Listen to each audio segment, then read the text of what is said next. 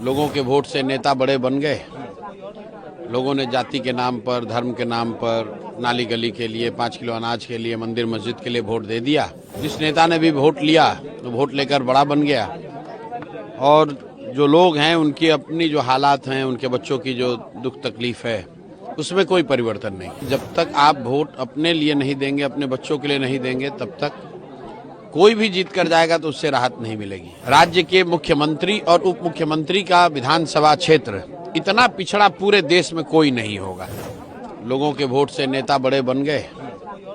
लोगों ने जाति के नाम पर, धर्म के नाम पर, नाली गली के लिए, 5 किलो अनाज के लिए, मंदिर मस्जिद के लिए वोट दे दिया। जिस नेता ने भी वोट लिया तो वोट लेकर बड़ा बन गया। और जो लोग हैं उनकी अपनी जो हालात हैं, उनके बच्चों की जो दुख तकलीफ है, उसमें कोई परिवर्तन नहीं। वो नेता चाहे सामान्य विधायक है, मंत्री है, या राघोपुर के केस में मुख्यमंत्री उप मुख्यमंत्री है। तो यही बात हम लोग बता रहे हैं कि भाई जब तक आप वोट अपने लिए नहीं देंगे, अपने बच्चों के लिए नहीं देंगे, तब तक कोई भी जीत कर जाएगा तो उससे राहत नहीं मिलेगी। राघोपुर में लोग बता रहे हैं कि अभी 3 महीने लोग बाढ़ में फंसे हुए थे, कोई देखने नहीं आया। पूरा कटाव बहुत बड़ा मामला है। लोगों को ऐसा लग रहा है कि जमनिया के बाद शायद राघोपुर के कुछ गांव डूब सकते हैं, लेकिन कोई सुध लेने वाला नहीं है। यहाँ डिग्री कॉलेज नहीं है, पढ़ाई नहीं है, रोजगार नहीं है, सड़कों की दुर्दशा है। तो ये कोई आज नहीं है, आज हुआ ऐसा नहीं है। ये दशकों से स्थिति बनी हुई है।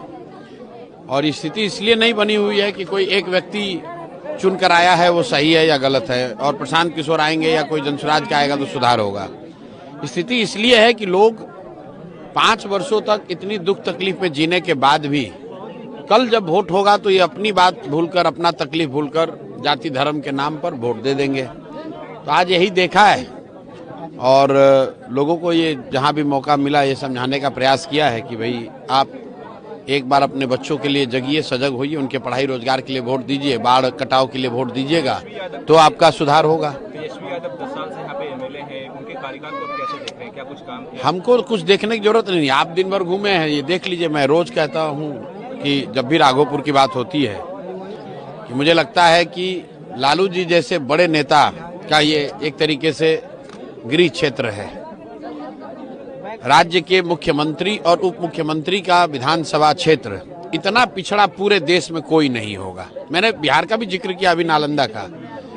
सारे कमियों के बाद भी नालंदा को अगर आप हरनौत की तुलना करेंगे राघोपुर से तो जमीन आसमान का फर्क दिखेगा।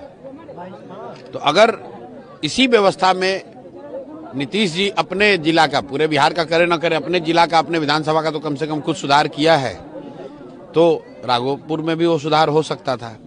तो कहीं न कहीं जो मूल बात है कि जो नेता जीत रहे हैं उनके मन में ये डर ही नहीं है कि हम काम नहीं करेंगे तो जनता हमको वोट नहीं देगी। क्योंकि विकल्प के अभाव में लोग लालू जी के डर से भाजपा, भाजपा के डर से लालू जी को वोट देते रहे हैं। अब जनसुराज की एक नई व्यवस्था बनी है, नया विकल्प आया है, और हम लोग का विश्वास है कि बिहार की जनता इस बार सजग होगी अपने बच्चों के लिए, अपने बच्चों के भविष्य के लिए और अपनी रोजमर्रा की समस्याओं के लिए।